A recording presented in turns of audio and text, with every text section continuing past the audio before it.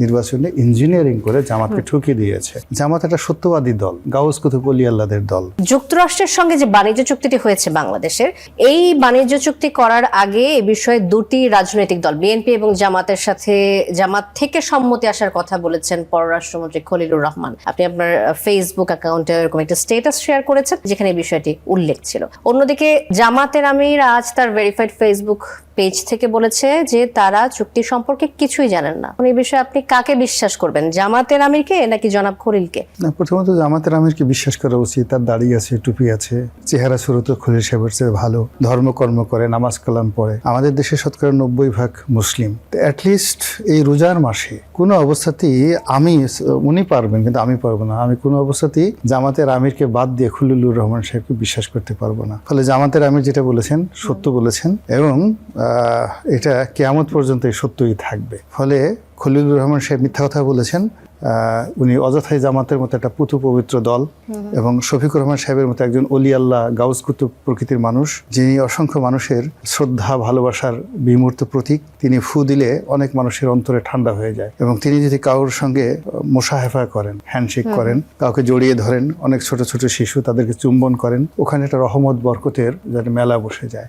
তো কাজেই এরকম একজন জিন্দা অলি, তিনি কি বিপদে পড়েছেন আপনি চিন্তা করেন। যে খলিলুর রহমান সাহেব এমনি একটা ঝামেলার মানুষ। উনি কোথা থেকে উড়ে আসছেন, আমেরিকা থেকে এসে কোথা থেকে এসে হঠাৎ করে ডক্টর মোহাম্মদ ইউনূসের সঙ্গে জুড়ে গেছেন। তারপরে আসলেন কি যেন হাই প্রোফাইল একটা কি অদ্ভুত একটা নাম নিয়ে, রোহিঙ্গা বিষয়ক শরণার্থী হাই রিপ্রেজেন্টেটিভ। এরকম কথা আমার বাপেও শুনে নাই, আমিও শুনি নাই। এবং তুষার ভাইয়ের আব্বা আছেন, খুব সিনিয়র মানুষ, আমার টকশো দেখেন, সম্ভবত তিনিও জীবনে কখনো শুনেন নাই।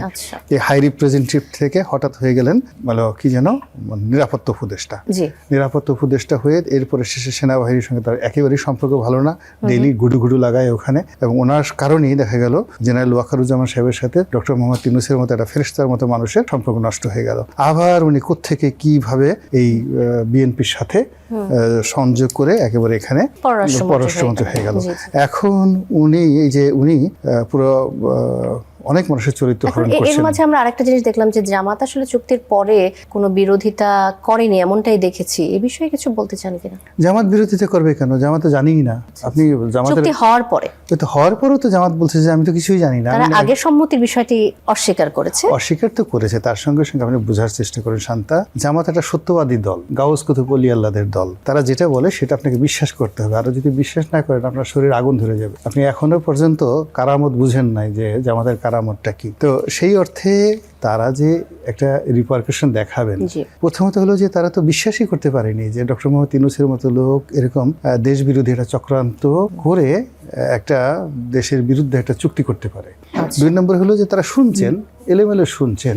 শোনার পরে যেহেতু তারা সরকারের one of the major part, Khalilur Rahman সাহেবের সাথে তাদের সম্পর্ক হয়তো খারাপ ছিল বা রেজওয়ানার সঙ্গে তাদের সম্পর্ক খারাপ ছিল, কিন্তু ডক্টর ইউনূসের সঙ্গে তো তাদের সম্পর্ক ভালো ছিল। এবং 17 মাস ধরে মূলত সারা বাংলাদেশ চালিয়েছে জামাত। এটাই হলো বাস্তবতা। তো সেই বাস্তবতার মধ্যে আমিরে জামাত তিনি বলছেন যে তিনি এই চুক্তি সম্পর্কে কিছুই জানেন এবং রাজনৈতিক অঙ্গনের দুই বিশেষ ব্যক্তি দুই ধরনের কথা বলছেন। এটি আসলে এই যেমন এই খলিলুর রহমান এক ধরনের কথা বলছেন, জামাতের আমিরের কথার সাথে যে মিলল না। না, খলিলুর রহমান তো রাজনৈতিক ব্যক্তিত্ব না। ব্যক্তিগত কারণে কোনো মন্তব্য নাকি এটা আসলে কোনো চাপের কারণে তাদের এই ধরনের মন্তব্য আসতে পারে বলে মনে করেন? না, এটা যেটা হচ্ছিল প্রথমত হলো আপনি কথা প্রথমে জিজ্ঞেস করেছেন যে জামাত সত্য কথা বলেছেন। আমি বিশ্বাস করি জামাত সত্য কথা বলেছে, খলিলুর রহমান সাহেব মিথ্যা কথা বলেছে। এজন্য জামাত খলিলুর রহমান সাহেবের গ্রেপ্তার দাবি করছে এবং খলিলুর রহমান সাহেবের সঙ্গে সম্ভবত সৈয়দা রেজওয়ানা হাসান সেও জড়িত। এবং জামাত মনে করে যে সৈয়দা রেজওয়ানা হাসান এবং খলিলুর রহমান এই দুজনে মিলে নির্বাচনে ইঞ্জিনিয়ারিং করে জামাতকে ঠুকে দিয়েছে। ফলে আজকে যেখানে জামাতের আমির হবেন বাংলাদেশের আমিরুল মুমিনিন এবং তিনি হবেন বাংলাদেশের প্রধানমন্ত্রী, আর তার চোখের সামনে জনাব তারেক রহমান সাহেব প্রধানমন্ত্রী হিসেবে হেঁটে বেড়াচ্ছেন, ঘুরে বেড়াচ্ছেন। এটা কি যে কষ্ট আপনারা বুঝতে পারবেন না। মমতাজের সেই গানের মতো বুকটা ফাইটটা যায় আর কি, এরকম অবস্থার মধ্যে তারা পড়ে গেছে। রনি, আমি আবারও আসবো আপনার কাছে।